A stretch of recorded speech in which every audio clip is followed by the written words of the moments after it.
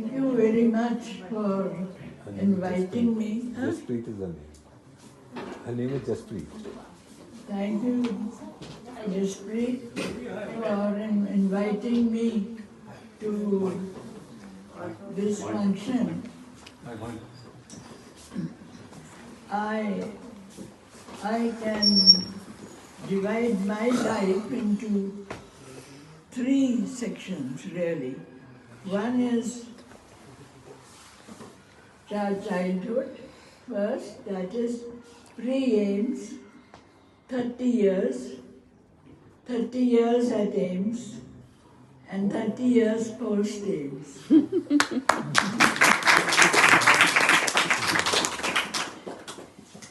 And my father was in the civil service and being transferred every 2, 3, 4 years, as it was during British rule and even now. And my mother was very keen that education services will be disrupted every 3 years. So you go, let's send her. I was the first child of my parents. You send her to a boarding school where her studies will not be disrupted.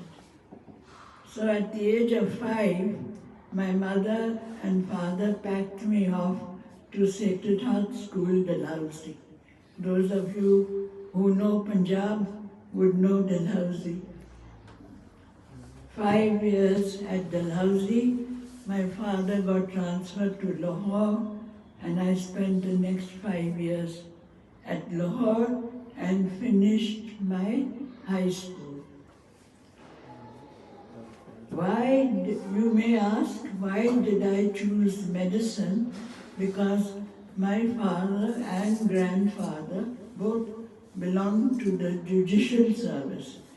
And why did I do medicine? And very few women at that time did subjects apart from obstetrics and gynecology, any other subjects in that era.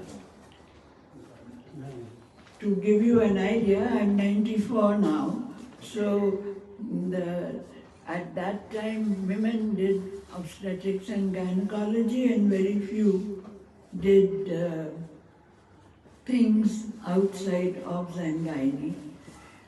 And there I did medicine in Lady Hardinge Medical College. The story of Lady Hardinge Medical College is that there was no medical college in Delhi when Lord Dalhousie was the Governor General of India. And Mrs. Lady Dalhousie said, we must have a medical college in Delhi. The capital had shifted from Calcutta in 1911 to Delhi in 1911. And she gave a proposal of a medical college in Delhi, and the medical college would be exclusively for women. There were medical colleges in other parts in the south, Lucknow, Patna, Madras, Bombay, Calcutta, but there was none in Delhi. So her proposal to the Governor General was to set up a medical college in Delhi. So in Delhi, in 1916, Lady Hardinge Medical College was set up, and after 40 years, that is in 1956, All India Institute of Medical Sciences was set up. So Delhi's medical system was very poor. Medical college was set up as the first, what you call modern systems of medicine. Prior to that, Ayurveda was the usual medicine, or there was none. That was the situation. Then, before partition, that's in 1943, the British government laid down a committee called the Bhor Committee. And the Bhor Committee laid down rules for what medicine would be in Delhi. And number 2 of those rules was that you will not have any Ayurvedic colleges in Delhi. So that was the only medical college, 1916. And that only for women. So it took 50 students from all over India. And at the time of partition, we could not find a lady principal. The rules of the college were that everyone, that from top to bottom there'll be women. So then they had a meeting in which none of you are that young to know that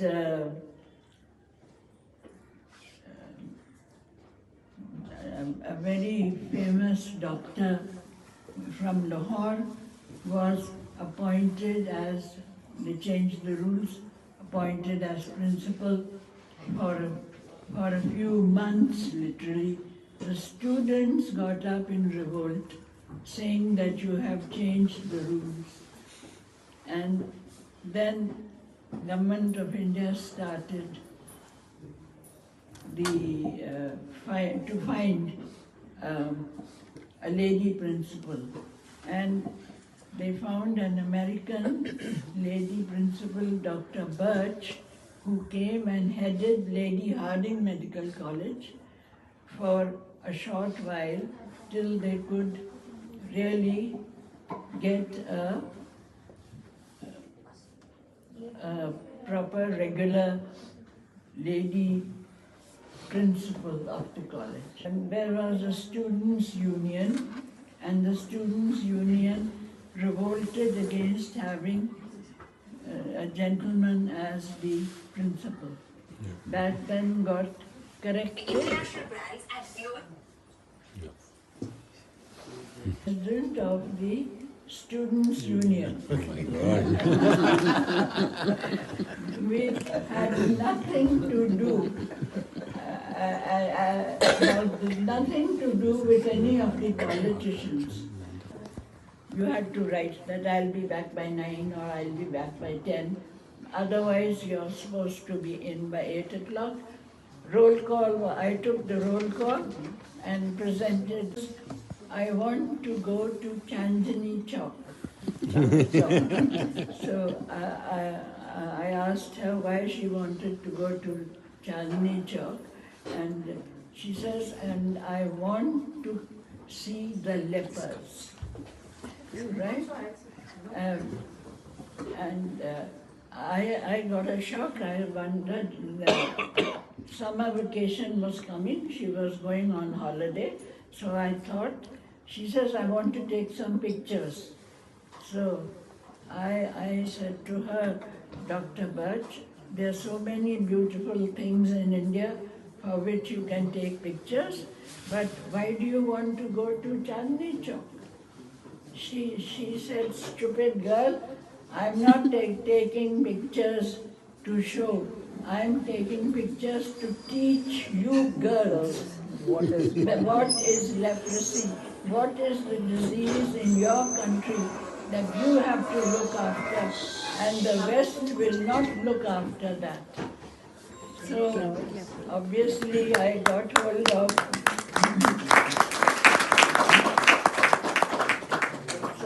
hold of the guards and said, go and arrange. I myself had not been to Chandni Chowk. So I arranged so that we could take pictures of the leper, all the lepers over there. The state of the lepers, some crawling, some being pulled in carts, and she took pictures of all parts, showing what all leprosy can do. She had worked 5 years in leprosy in Africa, so that is why she was very knowledgeable, and said our teaching course said Rocky Mountain spotted fever. This is what we were taught by the British, obviously at that time, the diseases of the West, and no one was knew anything about diseases of the East and ours. So she took all pictures, and then before she left for vacation, she had a lecture which the whole college attended, in which she taught you how to save yourself from leprosy and how to treat leprosy. So, apart from whatever the British did as our rulers, the health care was zero from their point of view. But compared to what we have now, the British had two cadres of health workers. One was the doctor, that is, he MBBS, and he was called the civil surgeon in a state. And the other was called the health officer. That means they distinguished treatment from prevention. The health officer was mainly to prevent disease, and the civil surgeon was to treat disease. That was the government setup. Otherwise, anyone who did medicine, and at the time of partition in 1947, there were 17 medical colleges in this country. And today we have 600 odd medical colleges, and yet we are not looked after. Not looked after is that one of the reasons is that we stressed on treatment. We did not stress on prevention. And what Dr. Gogia and the group are doing is training people from the prevention point of view mainly. You can look after yourselves for a large number of diseases.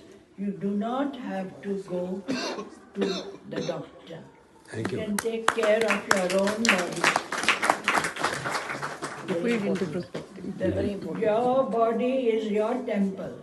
You must worship your own temple. Your own temple, you need minor help. You do not need MRIs and CT scans. Absolutely. Though I bought the CT scan to India.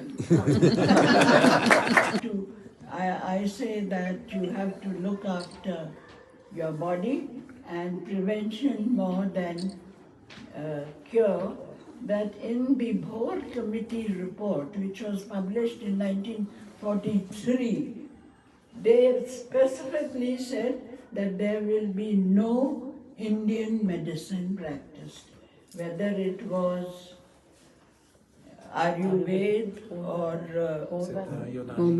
Unani, homeopathy, Siddha, all these. That's a clause in the committee's report, and the biggest mistake that the government of India did in its establishment of medicine is they gradually gave up the cadre of health officers. As I said, there were two types of doctors in government with the British. The civil surgeon, his fee was 16 rupees.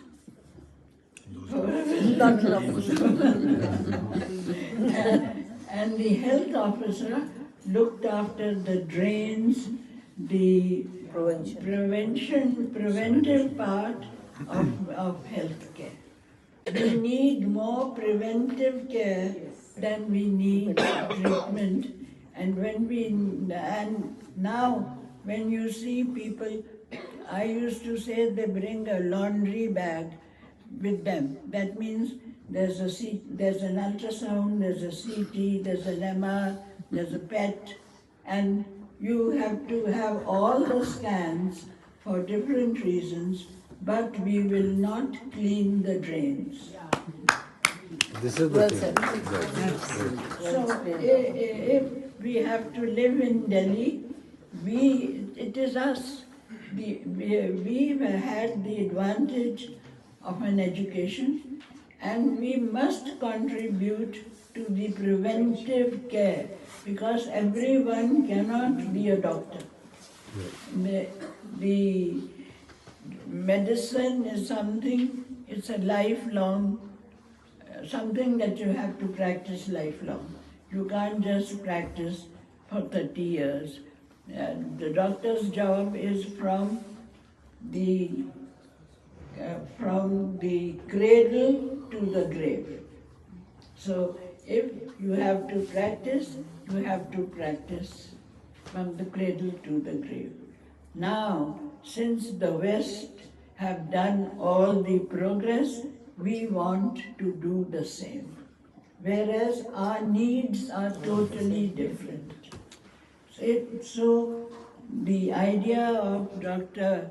Gogia starting this is that many things can be done at home cheaply and do not have to have all the CT scans and a laundry bag of films when you go to the doctor, and the doctor then takes time first to look at those films.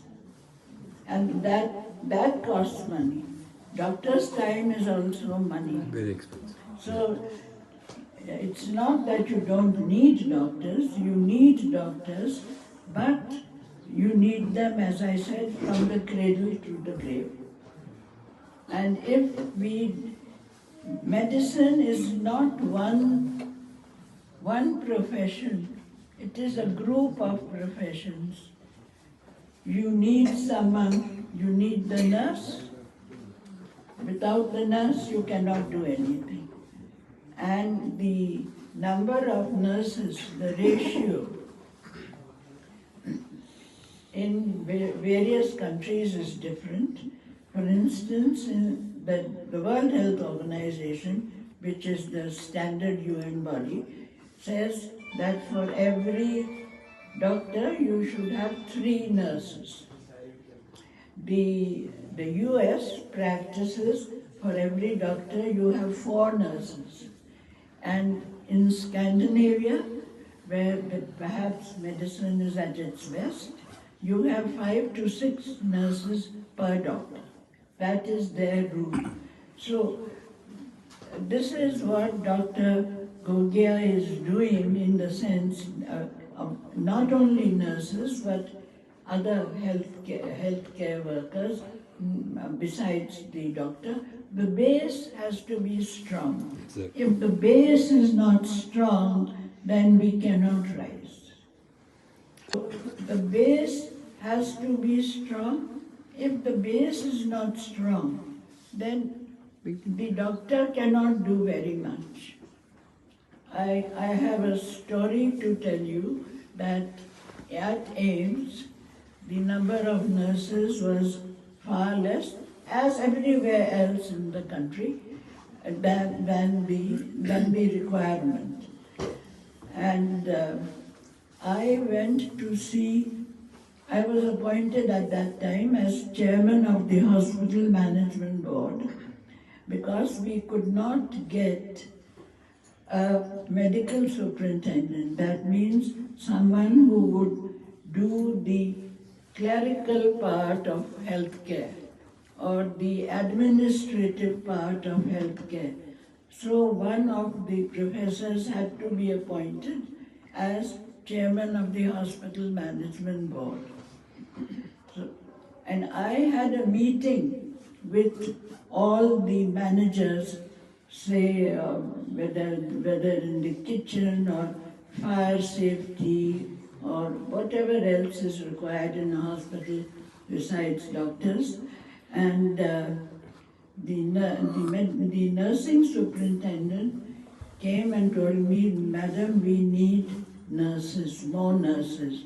We are very short of nurses.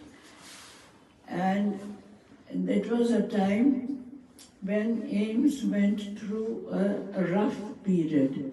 Every institution goes through ups and downs, but this was one of the down periods. And I said, what is the situation in the rest of the world? That's when we looked at what WHO said and what other countries said. So then the nursing superintendent and I went to see the director and said that we are very short of nurses. Can you please increase the number of nurses? And to my horror, he said, you can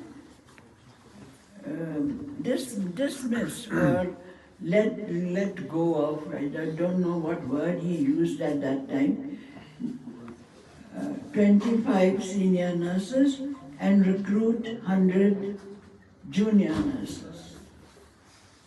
That was a shock. You can't replace a senior nurse with a junior nurse. You may sometimes be able to replace a doctor with a nurse. There are countries where nurses are running. They are running outdoor clinics. And we, of course, as much as we need nurses, as much as we need doctors. And if we do not train the base, if we do not train the base, we can never train anyone else. We can never become the top of the... You need a very strong base. When I had gone to the US in 1972 to upgrade my own knowledge, and with women, of course, there's a difference in the sense that you have to look after a home, you have to look after a job. If you do a job, you have to look after a home also. And I, for 12 years, my first 12 years at AIMS, I did not go anywhere because it was the time of rearing and bearing children.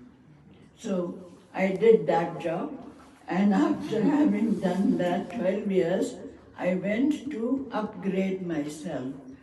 And it is in that year that Hounsfield is the name of the physicist who invented the CAT scan. CAT stands for computerized axial tomography.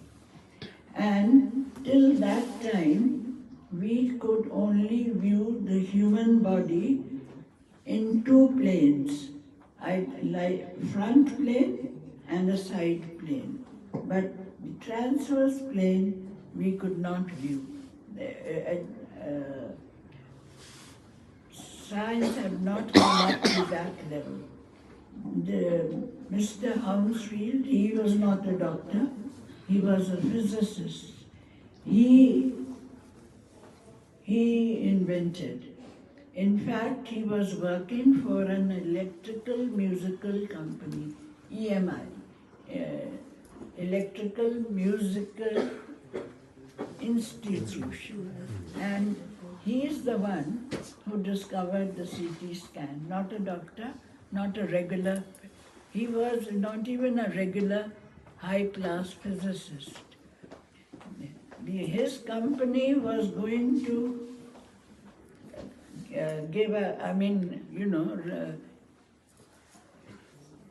relieve him of his job in even the musical company when he explained this to someone in the British government at that time, and the government gave him a grant to experiment. He experimented and came out with the CT scan. And James Bull was the chief of neuroradiology in England and the best known, one of the best known neuroradiologists in the world. He gave two of his doctors to assist Hounsfield, who was not a doctor, to do the various requirements of it. I was in Boston at that time getting myself updated when the chief there told me that there is a conference, a neuroradiology conference in New York, which is held every year, and you should go and attend it. So I said, well, 2 days left for the conference, I haven't registered. He said, I'll do that for you. So he did that, and then next day I flew to New York to attend this conference. And in this conference, the organizers announced that there's a change in the program. Dr. Bull from London, Queen Square, London, which is the neuro hospital in England, has bought Mr. Hounsfield, who will give a lecture. And Mr. Hounsfield is a physicist working with the EMI, that electrical musical company. And one wondered why a physicist, and that also from a musical company, giving a lecture to neuroradiologists. All sounded very funny. But the moment Mr. Hounsfield got up and he showed the pictures of the CAT scan, that means at that time only the head, not the body, only the head, because the head is something you can keep stable if you properly, correctly place the head, but the whole body, your breathing, your eating, you can't keep stable. So it was necessary that the part be stable. So the head scan was started. And when he showed the pictures, it showed the third dimension of an image. We had only two, now we had the third, and the third dimension increased the ability to diagnose 300 times more.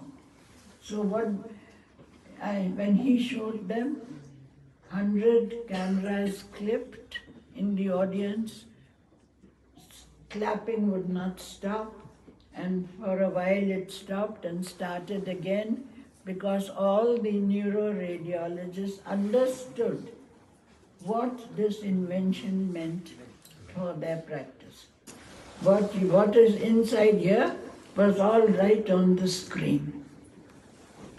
And I, of course, made up my mind, happen what may, I must get this back to India. And if I can't, there's no use my coming for this conference. And when I came back, I skipped literally to the department, went to the director's office and said, I want this. I brought the pictures with me. I said, this is what I want. So he said, well, we'll try with the government, and you know what government is. I don't have to tell you people what government is and how government works. Anyway, we are too poor, we can't buy this. All the excuses that government gives when they don't want to do anything. And when they want to do anything, they can do it. That is our country. Paradox. We are the poorest in the world and we are the richest in the world also. So this is our country. And it's up to us, we people, to bring up the country. No one else is going to do it. And if we don't do it, then we are leaving our children without knowledge in the world. Whereas our history and our culture says we were a leading nation, we should become a leading nation. And we can only be that if the bulk of the population